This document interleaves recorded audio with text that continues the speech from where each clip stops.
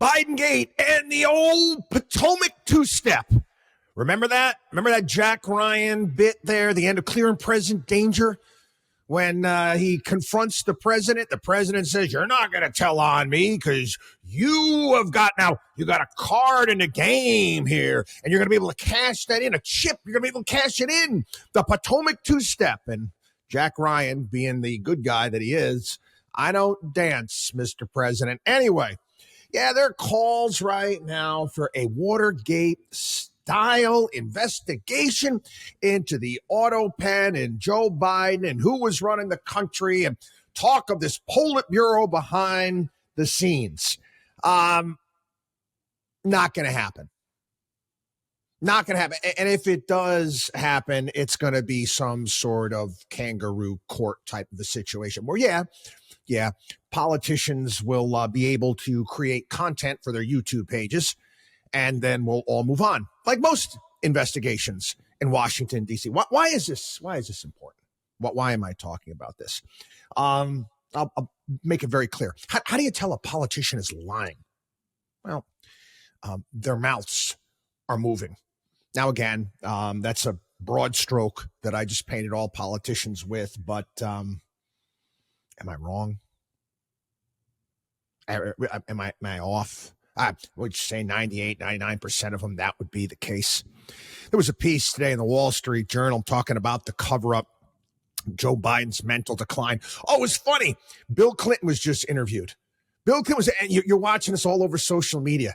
Bill Clinton met with Joe Biden on several occasions, and Bill said in the interview, "Oh, he seemed sharp as a tack." Cover your buttocks mode. He goes out there and says these things. Again, how do you tell Bill Clinton's lying? Well, his mouth is moving. Am I wrong? No. Again, they write here, missing from the hand-wringing is a demand for accountability, which brings to mind the quip, "Everybody talks about the weather, but nobody does anything about it." But let me be perfectly clear here. They're going to talk, and they're going to write books, and people are going to make money off of this, and they're going to create content for their YouTube pages, and they'll bang and they'll yell and they'll scream and they'll come up with fancy lines that maybe some of their interns will write. But nothing is going to be done, because let me tell you something. Democrats just pulled off their own Politburo. Well, Potomac two-step.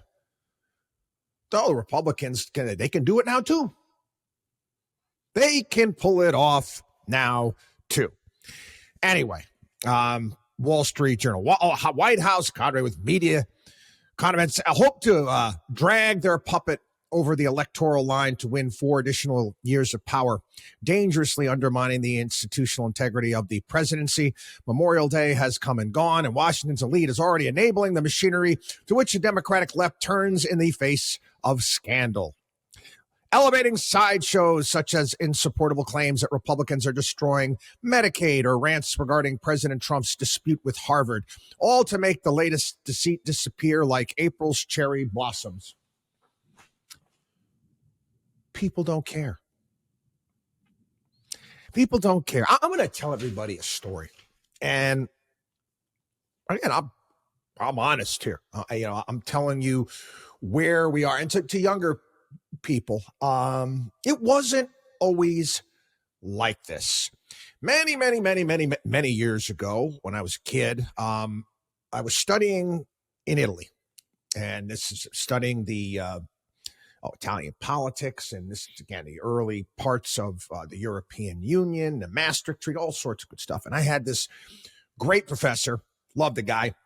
His name was Giorgio Natalici.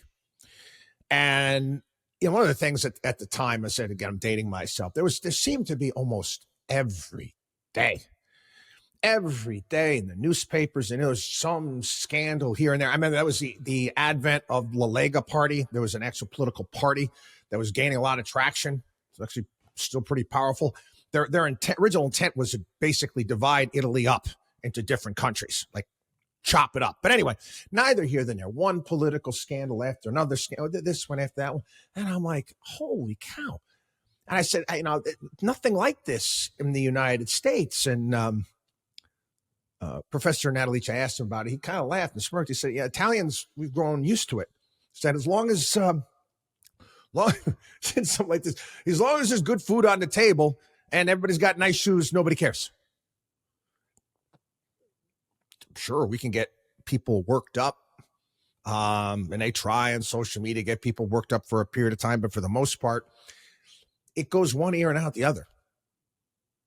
I want to sound like a defeatist here, but do I think that there's going to be some sort of justice for these people in Washington, D.C., these politicians? They have pulled off a basic, situation where it was weekend at Bernie's. Joe Biden was incapable. We had people running the show behind the scenes. I mean, I said it from the get-go. I saw it. And don't tell me that the Republicans didn't know. They probably knew too, and they probably knew who was running the country behind the scenes. All right, we can rah. Yeah, we had about a month till 4th of July, and hey, America and the Constitution. Place is run by a bunch of elites inside Washington, D.C. It's a big club, and you and I ain't in it, as George Carlin would say. WatchDog on WallStreet.com.